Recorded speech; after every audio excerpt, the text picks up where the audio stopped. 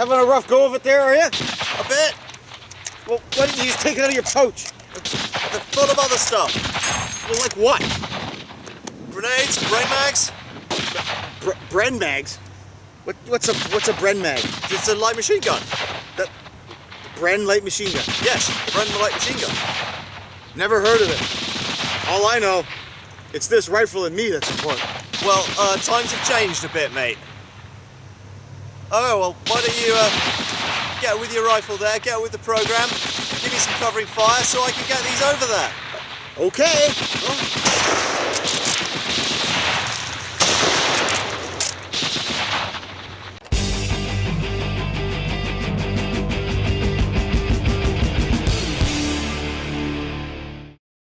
Hello and welcome to Bloke on the British Muzzleloaders range. I'm here with Rob in Western Canada. Very, very happy to be here. Very, very grateful for him hosting me to talk about areas of mutual interest.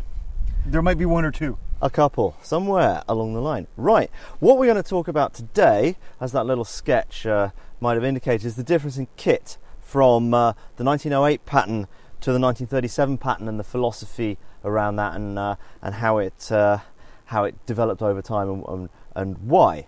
Now, Rob, do you want to take us quickly through the salient points of your 08 pattern gear? Certainly. There's a number of points that come to mind. The first off is its construction. It's made out of cotton webbing, which is the first of its kind in British and Empire service as far as a full set of equipment goes. Mm-hmm. Secondly, it's intended for the exclusive use of chargers in relation to the SMLE. These in total of 10 small pouches, hold a maximum of 150 rounds, although as we've discussed amongst ourselves, the actual battle load or the actual textbook load was 120.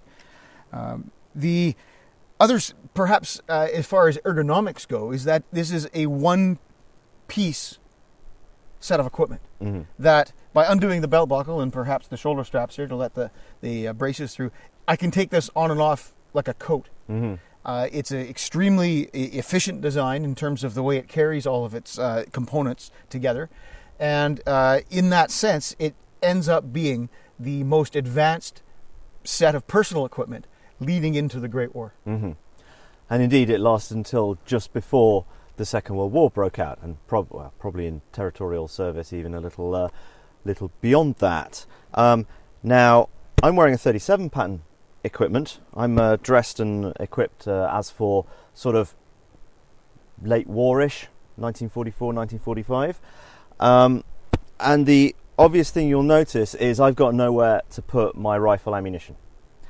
That's the big, serious change. I mean, these pouches are huge, and if I was to drop rifle ammunition in there, I would struggle to get down and get at it. It will fall out the chargers because they're not the most stable things. I mean, these are well-designed, well-sized pouches that keep the chargers together, stop the ammunition getting out of order, and so on. The big change that drove this has nothing to do with the rifle per se. This is a set of equipment which is based around the Bren gun, because when this was adopted, there was no such thing as a light machine gun in British infantry use. Everything was focused around the rifle.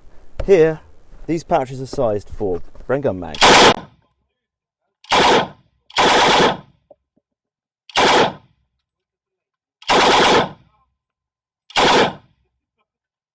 Now, late war, I would have been carrying in the left pouch 2 Bren gun mags with 28 rounds each because they short-loaded them. They will hold 30, but they found it was more reliable if they only held 28, which are for the section Bren gun.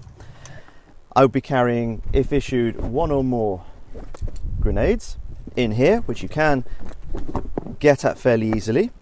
I would be carrying 50 rounds in a bandolier folded up in there. I've only got one bandolier with me, unfortunately. And another bandolier slung round for my own rifle. So I'm actually carrying far more ammunition for the Bren than for my own rifle. This second bandolier in here is not for me, it's for the gun. It's for refilling Bren mags. It was different early war. You'd find people carrying 3 mags, but always 50 rounds for the rifle. And the rifle had been reduced in significance from something where you're carrying 120 rounds on paper to something where you're carrying 50 rounds on paper, because everything revolved around the Bren gun, contrary to popular myth. There's a myth that goes around that the Second World War German infantry section was Well, it was machine gun centric. Yeah. That everything revolved around the machine, the GP, well, what effectively was a GPMG in the light roll, the MG34 or the MG42. And according to myth, the British doctrine was that the machine gun supported the rifleman, whereas the Germans, it was the other way around, which unfortunately is actually not true. And it's clear from doctrine, from the pamphlets and from what happened on the ground, that in fact the Bren was the section's main firepower.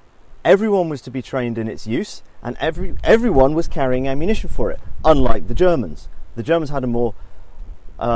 had basically 3 guys who were carrying the gun and operating the gun, and carrying most, if not all, of the ammunition. If there was extra ammunition above their allocation, that would be spread around, but they had no way to carry it. And remember, you don't actually... Everyone's seen Vietnam films with belts all around the shoulders, but you actually don't want to do that as far as possible. So carrying extra belted ammunition for the universal machine gun in German service meant carrying it in your hand, because they didn't have pouches. Here, you've got typically a gun group is 3 men, the guy operating it, the section 2 in command, and the number 2 on the gun.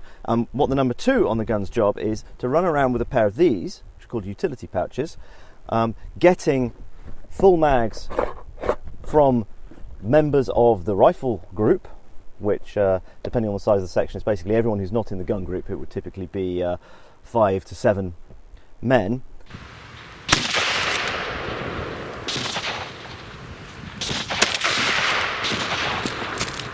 Mags!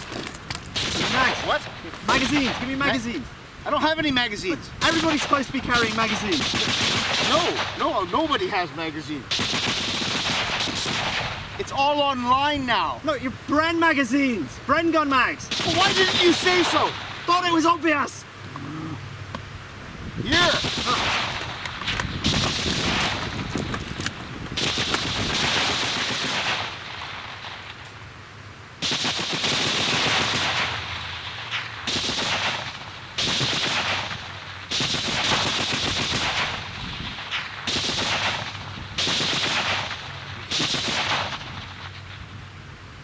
Now he would be shifting full mags from the guy's pouches to the gun, and empty mags back, and then they'd be being refilled.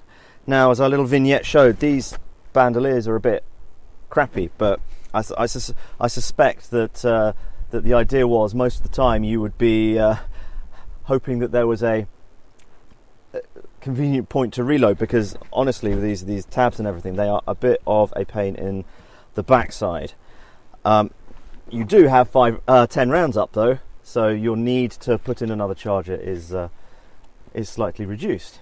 The fact that the ammunition is intended to be carried for the bandolier, I think also speaks to the emphasis on the Bren gun. Yep. In that the individual man with 150 or, I mean, even up to 250 rounds of rifle ammunition carried in some operations during the First World War, to the fact that you're relying on a bandolier 50 rounds as a rifleman also indicates the importance of the Bren gun, because it is the weapon that perpetuates the fight, not the rifleman, as we find in the early part, anyway, of the Great War. Yeah, the rifleman is the only thing, essentially, apart, I mean, notwithstanding artillery, but it's the rifleman that fights and wins the battle. Whereas we get through the Great War and into the Second World War, and it is the light machine guns. It's much more of a wide panoply of weaponry that allows that rifleman to get where he needs to be, i.e. onto the enemy position. And when the Lewis gun was adopted, Lewis gun, for those who don't know, have these 47 round drums. He's got nowhere to put it as a rifleman. You couldn't slap one on, he'll land on it, he'll break it, the ammo will go everywhere. So they had to have dedicated people their job was, like the Germans in the Second World War, to carry ammunition I mean, you've studied how the Lewis sections in World War One went, and would you mind giving a brief summary? Well, certainly. The beginning of the Great War, a platoon is a very homogeneous grouping of 4 sections of all riflemen. Through the middle of the Great War, we see the introduction of the Lewis gun, first at battalion, then down to company level. But ultimately, in early 1917, there's a document entitled SS 143, which is a training pamphlet which outlines the very beginnings of platoon level tactics and doctrine. And what we see is the Lewis gun being devolved down to the platoon level. Individual sections within the platoon are given separate roles. One of which, of course, is that Lewis gun section. And that Lewis gun section, its primary role is to man, operate, and protect the Lewis gun as it itself supports the platoon as it operates. Other sections include the rifle grenade section, the bomb section, and the rifle section as a group of just straight riflemen. But in that, we have, much like you described the German section, or the group, I believe they called it, in that the ammunition for its light machine gun was carried by a bunch of other people in their hands, on funny backpacks. Exactly. As a way to organically support the section. The Lewis gun in the Great War, it hasn't got machine gun tactics, smaller unit tactics haven't quite arrived there yet.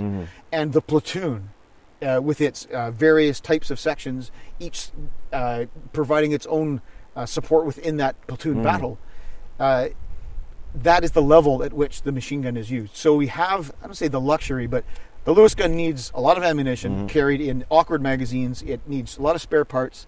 It needs a lot of people to support it. So the Lewis gun, if we were to move forward, the Lewis gun would not be a good section weapon because too many men would be required to operate it and keep it in the fight at that level. You'd have a gun group of 6 or 7 and a rifle group of 3. Yeah, which doesn't make any sense at all. So it's interesting, though, tracing that evolution of machine guns, especially as they progress through the Great War, down beyond into the Second World War, and the tactical level at which they're employed gets lower and lower and lower and lower. And as I mentioned, everyone was trained in the use of the brain gun as a section weapon. There were special people trained more. There was a brain gun proficiency badge that could be awarded, and that was more for sort of advanced use of the tripod for firing on fixed lines, anti-aircraft roles, and things like that. And as an interesting aside, there's something that comes up in American lessons learned documents over and over and over again, is that every man should have been trained on the BAR, which they weren't doing. And there's some lessons learned documents in the Second World War saying, look, if there's only one man left standing, he's got the BAR, provided it's still running, which they weren't always. But even as late as Korea, they were saying everyone should be trained on the BAR. It was sort of treated, well, it was an automatic rifle rather than a light machine gun. It was treated almost like an individual, so as a specialist weapon, whereas the Bren was everybody was trained in its use. And it's actually the Germans trained everyone in the light machine gun role, so that if the gunner got hit, they could just Pick up. Shift up and pick up, and and this is entirely reflected in all the gear. This is actually just a bit of I'm unhooked. Maybe sort of the apart from the philosophy behind it in the universal pouches intended to carry the Bren gun mags and everything, but there's also some differences between the 37 pattern and the 1908 pattern that aren't necessarily revolving around the specific magazines. Maybe talk a little bit about what those differences might be. Okay, well, it's quite a modular system. These pouches can be replaced by cartridge carriers, which are basically pretty much these pouches on a hanger to fit on this kit. 20 rounds per side, which was for non-infantry armed with the rifle. So guys operating the 3-inch mortar, Vickers machine gun crews and so on, who had a rifle. Their primary role was doing something else, and they had no need to carry Bren pouches. Round the back, it's all cross straps and various. We got a entrenching tool cover there, late war one. Then it's all hung off, you see various configurations being worn at various times. You've got a small pack or haversack that is on the top. That can be attached down the side like this, and then a large pack put on these shoulder straps and hooked up. And what's interesting for balance, and this isn't fully loaded, this kit, but effectively the weight of grenades and ammunition in here should be balanced by the weight of mess tins, eating kit, food in the back. It's for its era, it's a fairly clever universal system, whereas the German stuff was quite simple, based around sort of First World War tech, and the Swiss were the same. Not to mention the fact that it was made of leather. Leather, yeah. The French were similar. This is actually kind of combined system thinking in the equipment, which also goes into the uniform that goes with it. I mean, these are a short, they call them a blouse for some reason. They're a very short little tunic to save material. Service dress goes all the way down to the thigh, so it's meant to be cheaper. It's kind of baggy in the legs, apparently based around ski suits of the era, which we will of course have to try when weather permits.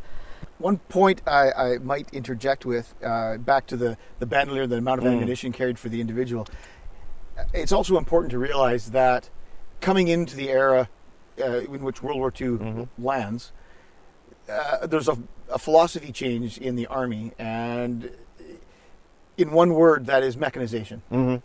That the BEF at the beginning of the war was highly mechanized, if not nearly completely, by either armored vehicles or trucks. The BEF that marched into France in 1940 was such an organization. And having that level of mechanization inherent down to a low level within the Army in general also allows for the carriage or the more immediate having of ammunition close at hand on a mobile platform, whether it be a Bren carrier or a truck of some sort. So it was thought anyway that the necessity simply to have 150 rounds on you simply wasn't there, because chances are in any given action you wouldn't go through that much.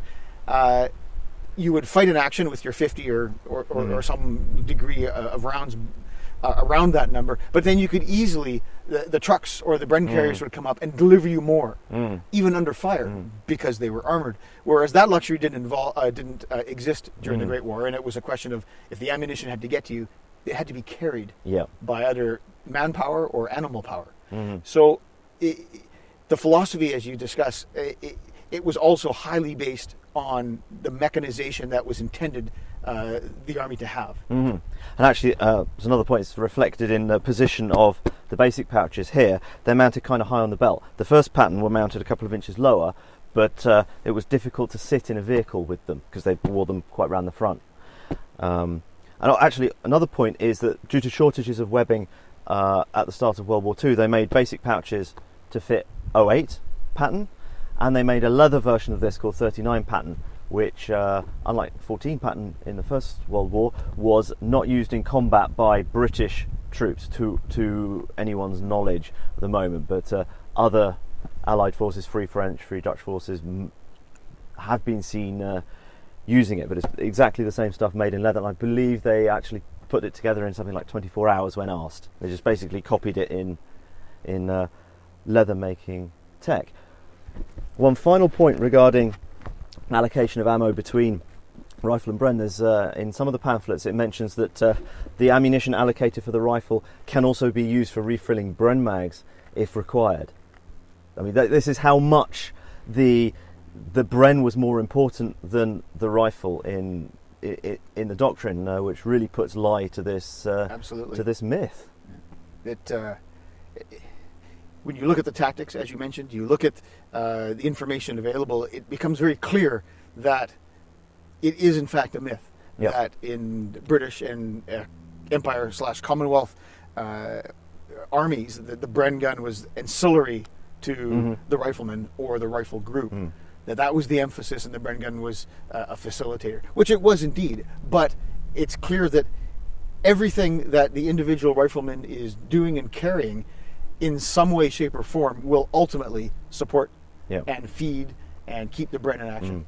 and I suspect that a section in a tight spot who've got 30 rounds remaining, it's probably going to be in one Bren mag. Sure. And the rifles are going to be hoping not to need them. So, hope that was at least vaguely interesting. Thanks so much, Rob, for the discussion and for hosting me here in Switzerland. If you're not aware of Rob, how could you not be aware of Rob of British Muzzleloaders if you're watching Bloke on the Range? It's just the depth and detail he goes into in.